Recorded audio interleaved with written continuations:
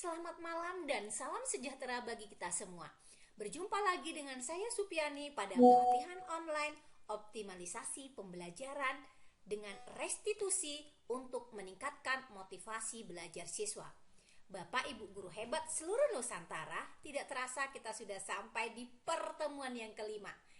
Pada pertemuan kita kali ini, yang terakhir ya di kegiatan pelatihan online kita kali ini, yaitu mengatasi hambatan saat kita melakukan restitusi. Pastinya Bapak Ibu dalam melakukan sebuah tindakan baik apapun itu pasti tidak akan terlepas dari adanya hambatan atau adanya tantangan yang kita hadapi dalam melakukan segala sesuatunya. Tapi yakin dan percaya Bapak Ibu, semakin besar apa yang kita lakukan pasti akan ada aja tantangan dan rintangannya. Tapi bukan berarti ada tantangan yang akan kita hadapi akan melemahkan semangat kita untuk menerapkan restitusi ini. Setelah kita tahu pentingnya seperti apa restitusi untuk meningkatkan motivasi belajar siswa, saya yakin dan percaya Bapak Ibu guru hebat yang ada di forum ini adalah orang-orang hebat yang tidak akan menyerah hanya karena adanya hambatan untuk penerapan restitusi ini. Jadi kalau kemarin saya ada berbincang ya atau berdiskusi dengan salah seorang yang menurut saya sangat memberikan motivasi, kita itu harus menjadi sebuah bekel. Bekel itu artinya kita selalu bisa mantul, tidak harus melukai orang lain, tapi kita juga tidak perlu terluka. Nah, jadi seperti itu kita Bapak Ibu.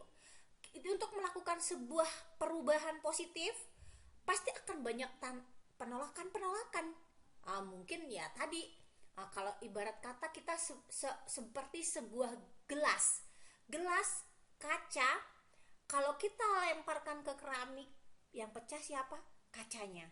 Kalau kita sebagai seorang kaca, maka saat kita memiliki tantangan, kita akan hancur saat kita mendapatkan penolakan. Karena yakin dan percaya dari 30 siswa kita yang ada di kelas, pastinya tidak akan semuanya menerima itu.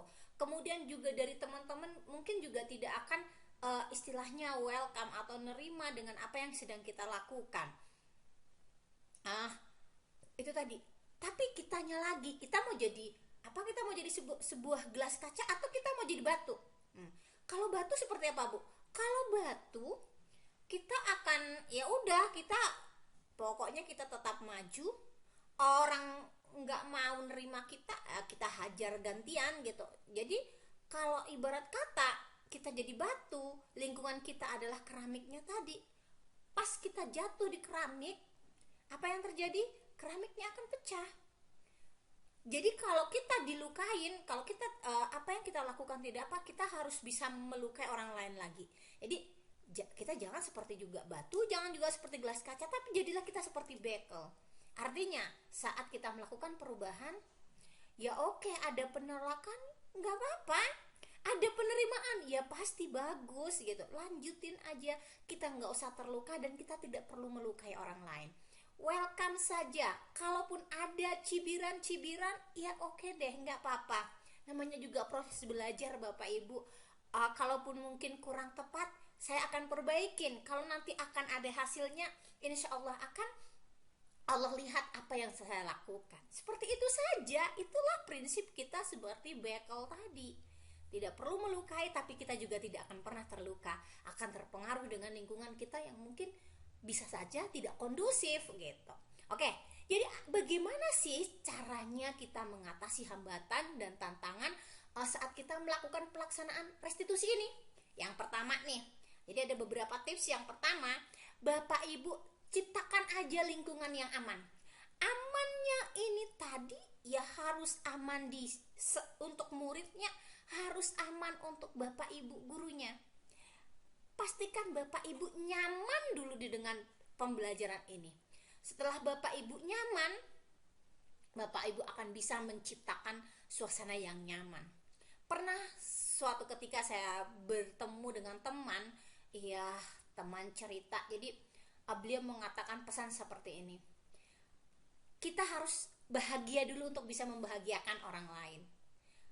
Kadang-kadang ya kita memang terkadang ya banyak sih di antara kita yang kadang-kadang pura-pura bahagia hanya untuk kelihatan. Ya kalau artis itu kan selalu pura-pura bahagia walaupun kita tidak tahu keadaan dia di dalamnya itu seperti apa. Tapi ya oke, it's okay, karena kita pernah juga kita diajarkan ya, kalau kita mau action di dalam kelas, kita harus bisa seperti artis. Apapun permasalahan di rumah, buang jauh-jauh semuanya. Kita harus apakan dengan lingkungan yang nyaman.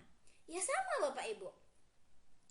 Kalau untuk bisa kita menciptakan suasana lingkungan yang aman, maka amankan dulu diri kita. Jangan pernah kita bawa beban yang ada di dalam rumah. Ya, beban dalam rumah, buang jauh-jauh itu semua. Dan kita jadilah seorang artis yang penuh keceriaan. Kita harus membahagiakan diri kita sehingga aura kebahagiaan kita terpancar, dan siswa kita juga akan bahagia dengan aura yang kita miliki. Ya, aman. Amannya seperti apa? Tempat duduknya aman, kitanya, tutur sapa kita juga aman. Apalagi ya? Ya gimana kita atur kelas kita itu benar-benar nyaman untuk belajar. Kalau misalnya kita tidak suka ada yang beraroma kurang sedap, kadang-kadang ini mohon maaf, anak-anak SMP nih kalau di sekolah kami tuh makan, sisa makanannya dimasukin ke dalam laci. Jadi kadang-kadang terlupa mereka membuang sampahnya, besoknya aromanya asem dan lain sebagainya. Jadi kita harus bisa membuang itu. Artinya kita bisa menciptakan lingkungan itu kan nggak bagus, itu kan nggak nyaman untuk kita. Jadi kita bagaimana kita bisa nyamannya gitu ya, itu tadi lingkungannya harus nyaman. Kemudian apalagi mengenai itu secara fisik ya, psikisnya juga harus Bapak Ibu amannya dari psikisnya. Jangan ada bullying di dalam kelas. Kemudian kita harus bisa memanage, ini kadang-kadang nih mohon maaf Bapak Ibu, terkadang pasti di dalam kelas ada anak yang upper. Artinya dia memang punya kelebihan, tapi terkadang ini yang tidak kita sukai. Kadang-kadang ada anak yang memang kalau oke lah kalau up, kalau yang under. Kalau anak-anak yang memang punya cara belajarnya lambat, pemahamannya lambat, dia mengikuti pelajaran lambat, ditambah lagi sifat minder lagi tadi, kita harus bisa membantu loh. Ini berarti anak punya yang namanya kendala dalam belajar. Jadi bagaimana kita bisa membantunya untuk bisa berkembang sesuai teman-temannya. Dan terkadang di dalam kelas kita itu ada siswa yang usil, siswa yang sudah jelas-jelas down tadi, cara belajarnya lambat, apanya lambat, tapi kadang-kadang dipicu lagi oleh teman, itulah gitu aja tak tahu, misalnya. Hindari, kita ciptakan lingkungan belajar yang jangan ada bullying, baik itu dari kata-kata ataupun apalagi perbuatan. Jadi dengan bullying tadi itu termasuk bullying ya, dikatakan gitu aja nggak bisa gitu kan. Jadi jangan. Kemudian apalagi nih anak-anak SMP sering banget, kalau kenapa saya contohkan anak SD SMP, karena ya background saya kan memang di SMP, jadi ya yang itu yang dekat gitu. Jadi kadang-kadang mereka sering ejek-ejekan nama orang tua. Dari ejek-ejekan nama orang tua ini nanti bisa menimbulkan suasana yang tidak kondusif. Maka Bapak Ibu untuk kegiatan untuk preventifnya, maka Bapak Ibu harus bisa dong menjelaskan ke mereka, hindari yang seperti ini. Kemudian ini tadi kita minta pendapat mereka, kira-kira nih seperti apa, bagaimana kelas kita ini nyamannya. Kita minta mereka untuk berbagi pendapat, berbagi pemikiran. Kemudian mereka akan merefleksikan apa yang mereka rasakan tanpa rasa takut dan ada merasa punya hukuman, takut akan hukuman gitu maksudnya. Jadi kita harus bisa membuka komunikasi yang positif sehingga mereka benar-benar bisa berani ngomong nih gitu. Terkadang nih ya, yang kadang-kadang apalagi ini Ini saya cerita di SMK sekarang nih. Kemarin ya di SMK itu sedikit rawan sih sebenarnya.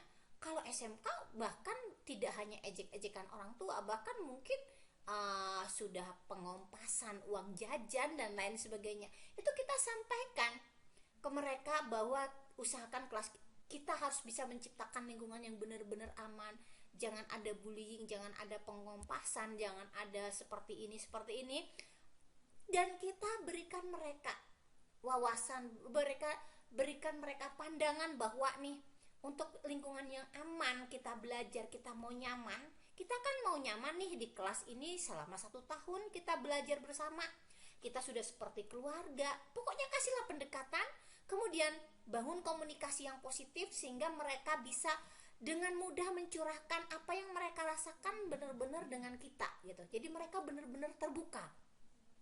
Itu dia. Jadi supaya bisa Bapak Ibu menciptakan lingkungan yang aman. Yang kedua, berikan umpan balik yang konstruktif. Jadi ini kalau umpan balik yang konstruktif di pertemuan yang lalu juga sudah kita bahas nih. Bagaimana kita memberikan umpan balik yang konstruktif, jelaskan mengapa itu penting, mengapa ini perlu diperbaiki, seperti apa kita harus punya kedepannya solusi yang untuk si anak ini seperti apa gitu. Jadi jangan kita memberikan umpan baliknya hanya mengejudge, hanya memberikan umpan balik negatif, mengkritik saja tanpa kita memberikan sebuah solusi atau memberikan sebuah pandangan sebaiknya Anda seperti ini. Itu jadi mereka akan oh iya, kalau apa yang kita komentarin, apa yang kita berikan masukan-masukan itu sambil kita bukannya mau mengarahkan mereka, tidak, tapi ya coba Anda pikir apakah bisa seperti ini atau seperti ini. Kita akan carikan solusi, contoh-contoh solusi sambil bawa mereka untuk berpikir seperti apa sih sebaiknya yang harus mereka lakukan gitu, tahap perbaikan ke depannya. Nah, kemudian yang ketiga, kita harus melibatkan siswa dalam proses refleksi. Jadi untuk bisa melaksanakan proses restitusi ini dengan baik, maka Bapak Ibu harus bisa mengajak siswanya berpartisipasi aktif dalam proses refleksi. Refleksi di sini kita bareng-bareng merenung. Seperti apa sih kita yang sudah kita lakukan?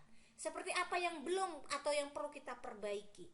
Di mana posisi kita yang lemahnya?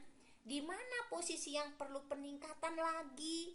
Kira-kira jalan keluar seperti apa nih untuk mencapai target kita yang ada di depan sana, tujuan kita tadi seperti apa. Nah, itu tadi. Kemudian yang keempat, tipsnya adalah Bapak Ibu bisa mempertimbangkan perbedaan individu. Jadi Bapak Ibu nggak usah terlalu kecewa jika siswanya, aduh kok kamu nggak dapet. Ya udah Bapak Ibu, kita tahu semua siswa itu unik.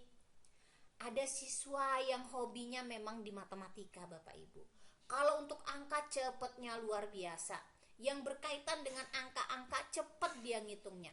Tapi giliran nanti di karang mengarang, disuruh berpidato, disuruh menulis, dia lambat. Ya memang ya seperti itu yang dia rasakan gitu. Memang seperti itulah karakter siswa kita. Ada siswa yang untuk pembelajaran di dalam kelas dia kurang aktif.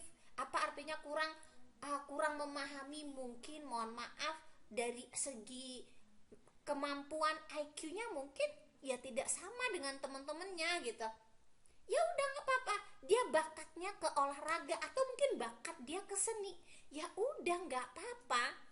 Tapi kita tidak harus bisa memaksakan nih dia harus seperti ini. Kalau anak yang hobinya bakat di olahraga atau bakat di seni, ya kita sebagai guru matematika nggak usah maksain dia harus semuanya dapat tentang trigonometri segala macam ini. Tapi setidaknya kita bisa membawa dia mengenalkan, oh ini trigonometri, ini rumusnya seperti ini. Kalau untuk pendalamannya nanti dia kan misalnya dia mau jadi atlet, rumus-rumus matematika yang mendalam itu kan tidak dipakai dia. Yang dipakainya adalah rumus matematika dasarnya. maka standar minimal saja sudah cukup dia. Ya udah, nggak apa-apa, bapak ibu nggak usah terbebani dengan oh anak ini kok nggak bisa ya. Ya memang bakatnya tidak di sana gitu. Jadi kita harus bisa mempertimbangkan perbedaan individu ini tadi. Kemudian bapak ibu bisa menggunakan variasi bentuk restitusi. Jadi banyak sekali bisa yang bapak ibu lakukan. Bentuk restitusi itu bisa seperti dengan diskusi kelompok, menggunakan jurnal refleksi, membuat presentasi secara lisan, atau dengan proyek yang kreatif. Kalau diskusi kelompok ya seperti diskusi kelompok biasa. Misalnya kita mau seperti apa sih mereka membuat kelompok, atau dari kelompok kita yang menentukan kelompoknya, atau mereka membuat kelompok sendiri. Kemudian nanti mereka akan kita ajak bercurah pendapat nih tentang perbaikan pembelajaran yang mau kita lakukan. Kemudian atau mungkin kalau mau pakai jurnal refleksi juga boleh. Jadi divariasikan gitu ya. Kemudian ada presentasi. Jadi seperti itu. Kemudian ada juga yang namanya proyek kreatif. Jadi variasi-variasi ini akan memungkinkan siswa kita untuk berbagi bakat dan kecenderungannya untuk mengekspresikan pemahaman mereka. Jadi kalau anak yang tadi hobi bercuap-cuap, hobi berdebat, maksudnya punya kemampuan untuk berdebat, itu bisa cocok kita buat di diskusi. Kemudian kalau misalnya anaknya pendiam tapi dia paham sebenarnya apa yang mau disampaikannya, tahu, tapi memang dia nggak punya kepedean, percaya dirinya itu kurang untuk ngomong di depan umum, jurnal itu tepat sekali baginya. Kemudian misalnya kalau ada kelompok yang memang hobinya bergerak, bekerja, buatkan mereka proyek. Seperti itu ya Bapak Ibu. Jadi variasi-variasi ini memungkinkan tadi ya semuanya akan tercover. Gaya belajar, minat belajar mereka seperti apa itu bisa terfasilitasi. Tuh dia. Yang keenam, Bapak Ibu bisa memberikan dukungan kepada siswa yang mengalami kesulitan. Jadi Bapak Ibu harus ikhlas. Memang kuncinya ya keikhlasan tadi. Untuk bisa membuat sebuah project ya, untuk membuat sebuah kebaikan, pastinya memang kita pertamanya harus ya bersakit-sakit, bersusah-susah terlebih dahulu. Kenapa? Kita akan banyak menyita waktu kita ini Bapak Ibu restitusi. Kita harus bisa memberikan dukungan tambahan bagi siswa yang mengalami kesulitan belajar. Bisa kita lakukan itu di misalnya untuk menyelesaikan atau membantu mereka ini, Bapak Ibu akan menyita waktu istirahat Bapak Ibu, bahkan bisa jadi menyita waktu Bapak Ibu pulang. Mungkin kita bisa diskusinya di jam setelah pembelajaran selesai, maka pastinya Bapak Ibu akan lambat sedikit dong pulangnya dari jam biasanya, atau waktunya Bapak Ibu istirahat itu akan terpakai. Tapi ya tadi kuncinya memang harus punya keikhlasan, karena kita harus bisa memberikan bantuan kepada siswa yang memang mengalami kesulitan. Kemudian Bapak Ibu harus bisa menggunakan model peran yang baik. Ya. Jadi kita bisa siapa model peran yang baik? Ya kitanya. Kita harus bisa menjadi peran yang baik dan dalam memberikan restitusi tadi. Kita harus bisa menunjukkan seperti apa misalnya kita sebagai seorang pembelajar. Jadi kalau kita menginginkan siswa kita aktif dalam pembelajaran, jadi saat Bapak Ibu di dalam pembelajaran juga itu harus aktif gitu. Jadi apa yang kita sampaikan harus sama dengan apa yang kita lakukan. Jadi itu akan menjadi contoh bagi mereka juga. Jadi tunjukkan juga bagaimana ketika Bapak Ibu menerima umpan balik dan refleksi dari siswa. Jadi kan saat melakukan refleksi ini kan kita merefleksi seperti dari gurunya, dari siswanya. Nanti siswa kan akan memberikan, kritikan atau masukan-masukan untuk kita. Kita harus juga legowo. Kadang-kadang kan sudah kita sampaikan. Restitusi bisa saja itu yang harus diperbaiki bukan hanya di siswanya, tapi di kitanya. Mereka nanti akan menyampaikan, ternyata mungkin kita perlu seperti ini. Ibu jangan ngomongnya jangan terlalu cepat. Ibu kalau berikan kami jeda waktu, atau Ibu berikan kami seperti ini gitu. Ya kita harus bisa menjadi contoh juga bagi mereka. Bagaimana kita menanggapi umpan balik yang mereka lakukan, yang saran-saran yang mereka berikan. Jadi seperti itu. Kemudian yang kedelapan, kita harus bisa memberikan ruang untuk perbaikan. Jadi berikan kesempatan kepada siswa untuk memperbaiki kinerjanya, memperbaiki cara belajarnya, memperbaiki tugas-tugasnya. Ya. Kemudian memberikan kesempatan ini bisa memberikan kesempatan mengulang tugas. Kalau Ananda masih kurang puas dengan tugas yang tadi, boleh diperbaikin. Ibu siap kok untuk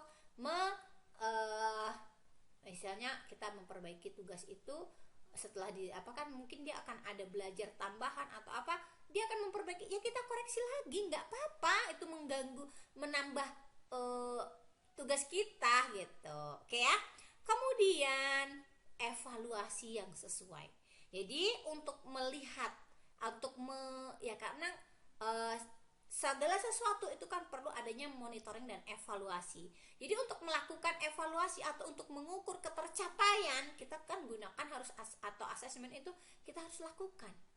Gunakanlah evaluasi yang sesuai. Lakukan secara berkala. Seperti apa penerapan yang sudah kita lakukan? Seperti yang kemarin sudah saya contohkan, kalau kita punya anak bayi ini baru melahirkan 2-3 bulan itu pertumbuhan anak bayi itu cepat banget sih sebenarnya kalau kitanya orang luar ya, kalau kita orang luar memperhatikannya. Tapi kalau kitanya sendiri, perasaan si anak nih kok nggak pernah naik ya, palingan bisa seperti ini aja gitu. Kalau kita emaknya yang tiap hari, setiap saat, setiap waktu itu bersamanya. Tapi kalau kita bawa ke posyandu timbangan, naik 2 kilo, naik 1 kilo misalnya. Dari situlah kita lihat. Makanya perkembangan itu sama Bapak Ibu dengan kegiatan restitusi ini. Kita bisa melihat perkembangan dari siswa kita tadi jika kita melakukan pengukuran. Anak bayi tadi pengukurannya ditimbang, maka restitusi ini kita evaluasi, baru kelihatan ada peningkatan atau tidak. Seperti apa peningkatannya, seperti apa hasil yang kita dapatkan dalam periode tertentu, misalnya 3 bulan atau 1 semester, seperti itu. Jadi harus ada. Kalau kita tidak melakukan evaluasi, gimana kita tahu perkembangannya? Apa yang kita lakukan ini sudah benar atau belum? Apakah ada perubahan tingkah laku atau tidaknya? Kita tidak tahu kalau tidak ada yang namanya evaluasi. Maka kita evaluasi. Jadi kita tidak merasa ini gagal atau tidaknya, seperti itu ya. Ya Bapak Ibu. Yakin dan percaya, nanti walaupun mungkin ya enggak tidak terlalu signifikan, it's okay, enggak apa-apa, itu masih permulaan gitu Bapak Ibu. Jadi harus tetap bersabar dan konsisten. Walaupun mungkin pergerakannya sedikit demi sedikit, tapi itu it's okay Bapak Ibu, harus tetap sabar dan tetap konsisten mengimplementasikan restitusi ini. Kitanya kan juga lagi belajar, siswanya juga lagi berproses juga untuk belajar. Butuh waktu Bapak Ibu ya. Jadi nggak usah merasa gagal terlebih dahulu. Gitu ya. Jadi untuk mengatasi hambatan dalam melakukan restitusi, memang kita perlu pendekatan yang fleksibel. Kepedulian kita terhadap kebutuhan siswa itu sangat diperlukan. Jadi sehingga Bapak Ibu tidak merasa gagal gitu loh. Itu yang paling kita tekankan adalah jangan pernah kita merasa gagal dengan apa yang telah kita lakukan. Yakin dan percaya, mungkin kalaupun hasilnya belum maksimal, ya bukan nggak maksimal, tapi belum maksimal, yakin dan percaya suatu saat akan lebih melampaui dari target yang sudah kita tetapkan. Itu aja Bapak Ibu, kita lanjut nih di strategi apa yang bisa Bapak Ibu gunakan untuk memantau dan mengevaluasi. Nah, tadi ya, kalau bayi kita timbang. Jadi kalau kita melakukan evaluasi dalam pelaksanaan restitusi yang sudah kita lakukan, itu pakai apa saja? Ini Bapak Ibu, ada yang pertama menggunakan observasi kelas. Jadi Bapak Ibu bisa menggunakan lembar observasi atau lembar amatan, kemudian ya yang mau Bapak Ibu amatin apa. Jadi ada ke bentuk format bakunya enggak, ya lembar observasi ya monggo silahkan Bapak Ibunya mau seperti apa bentuknya.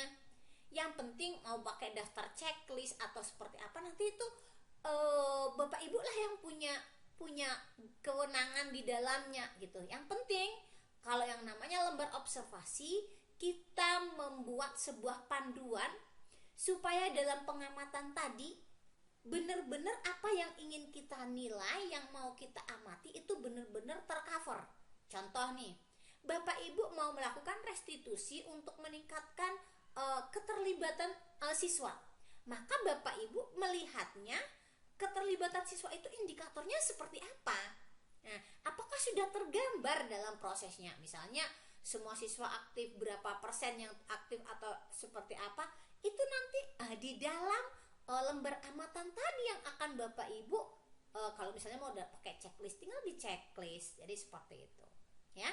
Jadi lakukan observasi kelas secara reguler untuk melihat bagaimana implementasi restitusi yang Bapak Ibu terapkan di dalam praktik pembelajaran. Ya, Bapak Ibu bisa menggunakan umpan balik.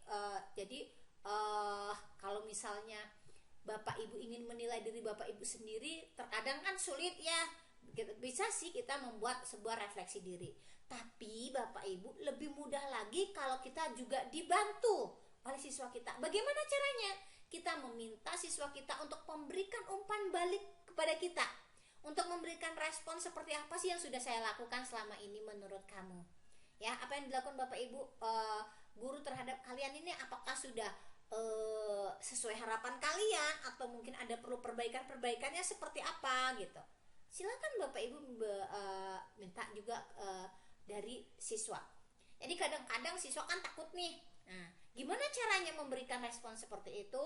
Bisa Bapak Ibu minta mereka untuk melakukan observasinya, kemudian nanti mereka tulis di kertas, misalnya yang kertas main tempel-tempel itu, kemudian mereka setelah pulang sekolah nanti ini kita kan akan mengadakan observasi kelas. Intinya kalian mau nilai seperti apa sih yang sudah Ibu lakukan di dalam pembelajaran, misalnya seperti itu. Bagian-bagian mana yang menurut kalian sudah bagus, bagian-bagian mana yang menurut kalian Ibu masih perlu perbaiki. Nah, kira-kira menurut kalian Ibu itu kurangnya di mana? Nah, dan kalian meminta Ibu itu seperti apa di pertemuan-pertemuan yang akan datang. Jadi kalaupun nanti misalnya mereka takut menuliskannya, ya bisa Bapak Ibu berikan angket atau bisa juga pakai Google formulir, itu malah lebih apa ya, mereka tidak takut ya. Tapi kalau misalnya anak-anak tidak ada gawenya, ya mungkin bisa tadi yang saya bilang, pulang sekolah nanti tinggal ditempel apa atau dikumpulin, tidak usah pakai nama. Tapi Bapak Ibu juga harus terbuka. Kalaupun ada perbaikan yang mereka berikan, ada umpan balik yang mereka berikan, ya kita harus legowo menerimanya. Itu yang mereka rasakan. Makanya kita harus juga melakukan perbaikan. Jadi seperti itu. Kemudian kita pakai survei tadi sudah sudah kita apakan ya. Kemudian Bapak Ibu bisa melakukan wawancara, ya. Wawancara dengan siswa, melihat portofolio siswa dan berkolaborasi dengan rekan sejawat. Kita bisa berdiskusi tentang pelaksanaan restitusi yang sudah Bapak Ibu lakukan. Kita minta ide saran dari mereka. Menurut Bapak Ibu, ini apa yang saya lakukan nih tepat belum ya? Kok yang saya rasakan seperti ini? Nah, gitu. Jadi kalau menurut Bapak Ibu seperti apa sih yang sudah saya lakukan? Minta umpan balik dari mereka. Nggak ada salahnya kok. Yang penting kita welcome dengan yang mereka yang kritikan atau saran yang mereka berikan. Jangan kita meminta mereka memberikan komentar atau memberikan umpan balik terhadap apa yang kita lakukan. Kita dikasih kritik, kita langsung melempem, kita menjadi sebuah gelas pecah tadi, atau bahkan kita menjadi sebuah batu. Kau dimintai pendapat gitu, kau bilang aku nggak pandai ngajar begini. Itu kan berarti kita ada yang salah nih dengan kita gitu. Jadi berarti Bapak Ibu tidak terbuka dengan umpan balik yang mereka berikan, gitu ya. Jadi kemudian yang keenam itu strateginya adalah pertemuan tim pembelajaran. Jadi kita perlu melakukan namanya pertemuan rutin ya, pertemuan rutin yang membahas mengenai masalah-masalah dalam pembelajaran. Khususnya kalau ini kan kita belajar tentang restitusi ya, berarti tentang restitusi. Bapak Ibu bisa memaksimalkan ini tim pembelajaran ini di dalam komunitas belajar satuan pendidikan atau KOMBEL. Ini nanti pertemuan terakhir. Ada saya bawa materi di ini optimalisasi komunitas belajar. Jadi kita di sekolah kan punya komunitas belajar nih. Di situ kita buat pertemuan rutinnya, bahas apa saja kendala, tantangan, apa saja praktik baik Bapak Ibu di dalam pembelajaran bisa dibahas di kombelnya masing-masing. Kemudian kita bisa juga menganalisis hasil evaluasi, ya. Jadi kan tadi kita sudah lakukan evaluasi, kita analisis seperti apa sih membandingkan yang kita lakukan ini. Jadi untuk bisa melihat perkembangannya tadi, kalau anak bayi ditimbang dulu 7 kilo sekarang 8 kilo, naik 1 kilo, sama dengan siswa kita. Dulu nilainya 6 sekarang nilainya 7, ada peningkatan. Itu seperti itu gitu Bapak Ibu ya, menganalisisnya. Bukan harus pakai analisis pakai SPSS misalnya. Kalau kita mau nyusun disertasi, nyusun tesis itu datanya kuantitatif kita pakai SPSS, bukan pakai yang seperti itu, enggak terlalu ribet juga sih seperti itu ya. Kemudian tinjau tujuan restitusi. Kita lihat kembali seperti apa sih tujuan yang kita awalnya melakukan restitusi itu. Apakah tujuan kita untuk meningkatkan partisipasi siswa dalam pembelajaran, atau tujuannya pemahaman, atau cuman keterampilan, atau seperti apa? Jadi tujuannya itu harus kita lihat lagi, tujuannya itu sudah tercapai atau belum. Makanya kita perlu punya tujuan yang spesifik, yang bisa diukur, yang dapat dicapai, yang relevan dengan batas waktu tertentu. Kalau kita misalnya targetnya kita adalah siswa terlibat aktif dalam pembelajaran, mau nilainya berapapun, kalau siswanya udah aktif, berarti udah berhasil apa yang kita lakukan. It's no matter, nggak jadi masalah, itu udah bagus gitu. Kalau misalnya target kita adalah peningkatan hasil belajar, ya yang kita lihat fokusnya adalah hasil belajarnya gitu ya, itu dia. Kemudian kita harus juga yang ke-9 itu melakukan konsultasi dengan siswa dan orang tuanya. Jadi perlu banget ya kita melakukan yang namanya komunikasi dengan orang tua siswa. Jadi kita harus bisa minta umpan balik, masukan dari mereka ya, seperti apa yang perlu kita lakukan perbaikannya. Dan ini kita memang dalam pembelajaran di kurikulum Merdeka benar-benar banget kita harus bisa melibatkan orang tua Bapak Ibu ya. Kemudian ada kesinambungan dan perbaikan. Jadi pelaksanaan restitusi ini jangan hanya setakat ini lagi praktek pelaksanaan restitusi, udah deh 3 bulan aja dilaksanain, atau misalnya Bapak Ibu lagi melakukan penelitian tindakan kelas menggunakan teknik restitusi, cuman setakat saat 1 semester cuman selesai PTK Bapak Ibu, selesai pula lah yang Bapak Ibu lakukan, bukan. Tapi lakukan ini secara berkesinambungan, karena namanya untuk memperbaiki yang namanya motivasi itu tidak secepat yang kita bayangkan, langsung nilainya berubah itu langsung selesai, tidak. Tapi bagaimana nantinya kita membekali siswa untuk bisa hidup benar-benar sesuai dengan aturan, sesuai dengan apa yang menjadi tujuan hidup mereka, itu hasilnya kita lihatnya nanti di kehidupan yang itu nanti setelah mereka benar-benar dewasa dan akan ada efeknya, perlu 20-30 tahun yang akan datang. Jadi itu ya. Jadi kalau yang hasil aslinya gitu ya, hasil karakter merekanya gitu. Tapi kalau hasil proses pembelajaran pelaksanaan restitusi kita bisa kita lihat, itu makanya ada refleksi berkala 3 bulan sekali atau 6 bulan sekali. Jadi kita bisa melihatnya. Kemudian itu tadi ya, ada perbaikan tentunya. Jadi setiap hasil refleksi pastinya ada perbaikan yang mau kita lakukan ya diperbaiki terus, nggak apa-apa. Jadi seperti itu. Jadi untuk melakukan monitoring dan evaluasi di dalam pelaksanaan restitusi tadi, Bapak Ibu bisa menggunakan berbagai alat penilaian yang sesuai ya. Jadi alat penilaian yang sesuai untuk restitusi ini, yang pertama Bapak Ibu bisa menggunakan rubrik penilaian. Jadi buatlah rubrik penilaian yang jelas, terperinci, dan bisa mengukur kemajuan siswa ya. Jadi rubrik ini mencakup kriteria evaluasinya spesifik, indikator kinerjanya seperti apa, level pencapaiannya juga harus kelihatan ya di dalam rubrik tersebut. Jadi Bapak Ibu bisa memberikan umpan balik yang lebih konsisten dan objektif kepada siswanya.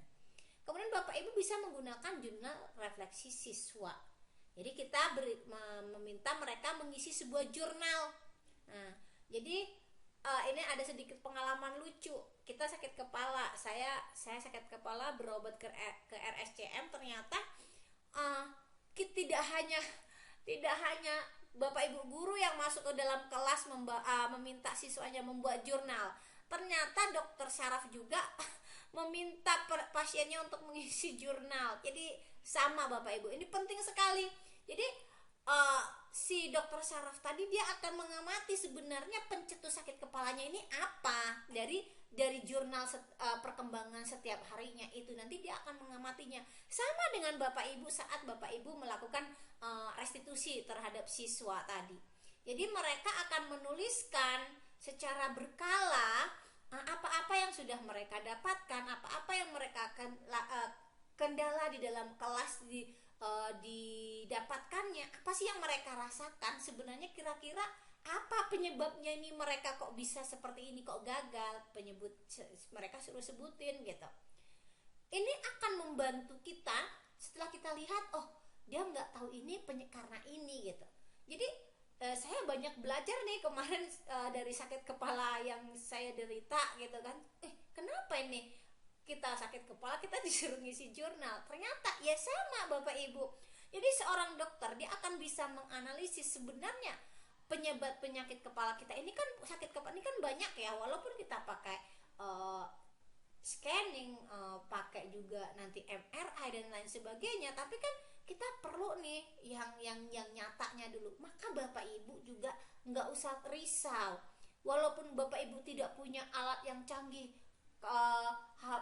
Kan memang ada sekolah yang memang kemampuannya tinggi ya, punya punya psikolog, bisa mengundang psikolog untuk melihat seperti apa perkembangan siswanya, untuk melakukan asesmen awalnya.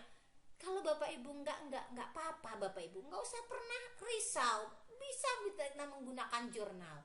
Jadi jurnal refleksi siswa tadi gitu. Bentuk bakunya nggak usah dipikirin bentuk bakunya seperti apa Bapak Ibu, yang penting Bapak Ibu tahu tadi ya. Jadi kalau orang sakit kepalanya berapa, di tanggal berapa, tanggal, hari ya, sakitnya seperti apa, pencetusnya kira-kira apa sih kok bisa tadi sakit kepala, durasinya berapa menit, apa saja yang dirasakan.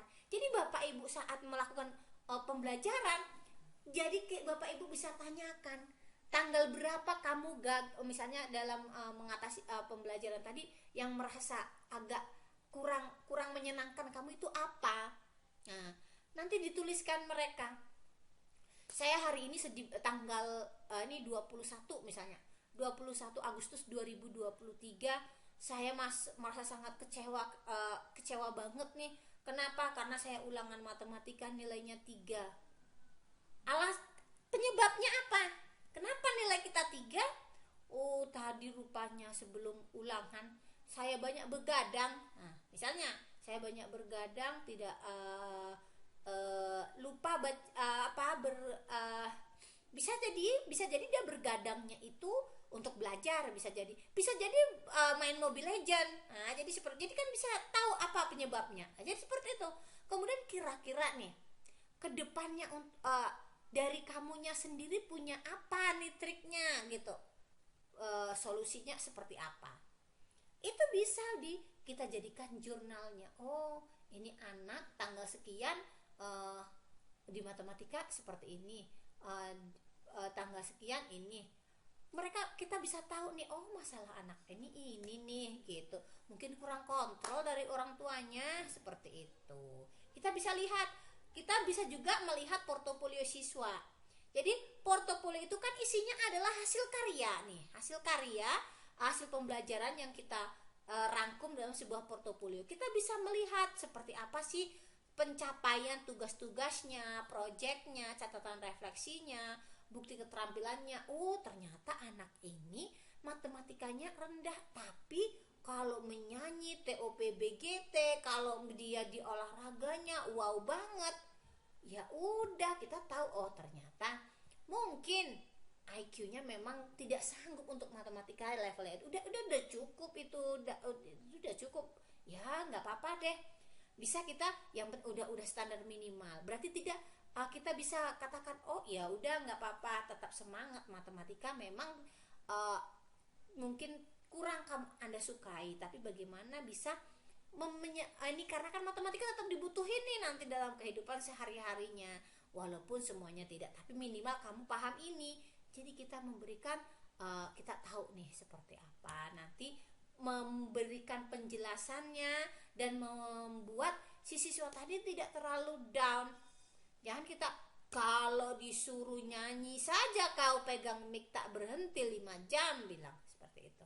Padahal kalau disuruh jangan kita seperti itu.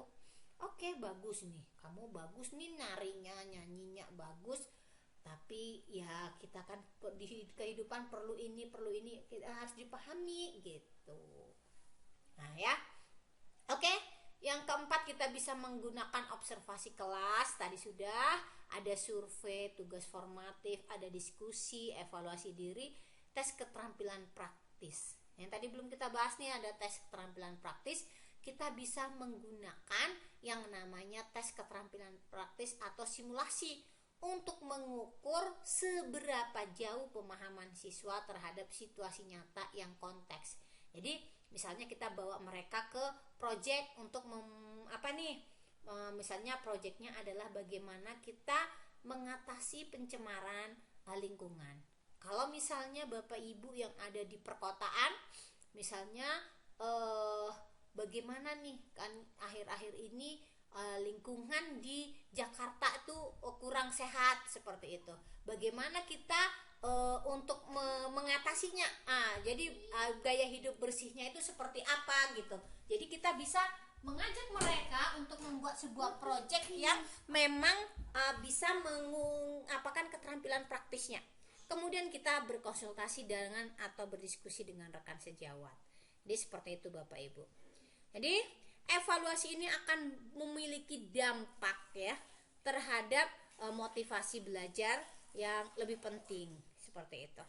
Jadi ada beberapa langkah-langkah untuk melakukan evaluasi sehingga restitusi ini bisa berdampak untuk meningkatkan motivasi belajar.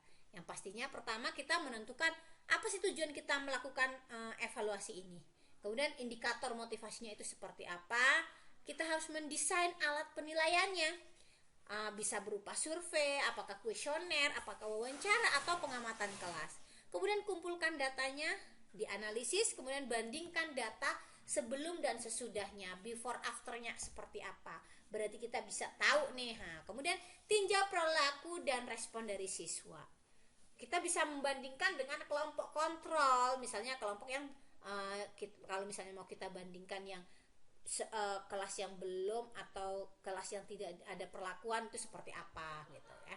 Kemudian kita bisa mendiskusikan hasil temuan ini di dalam komunitas belajar kita, dan nanti kalau seandainya itu sebagai sebuah praktik baik bisa ditiru oleh teman-teman yang lain, kalau itu mungkin ada sebuah kendala bisa mencari solusi bersama-sama, seperti itu, untuk bisa mengambil sebuah tindakan perbaikan. Baik Bapak Ibu, itu saja pertemuan kita pada malam hari ini. Di pertemuan yang kelima, terima kasih udah mengikuti pelatihan reguler kita kali ini. Kurang lebih saya mohon maaf jika di dalam pertemuan ini ada tutur kata atau respon saya yang kurang tepat. Saya mohon maaf yang sebesar-besarnya. Saya akhiri, wabillahi taufiq wal hidayah. Assalamualaikum warahmatullahi wabarakatuh. Sampai jumpa di pertemuan selanjutnya.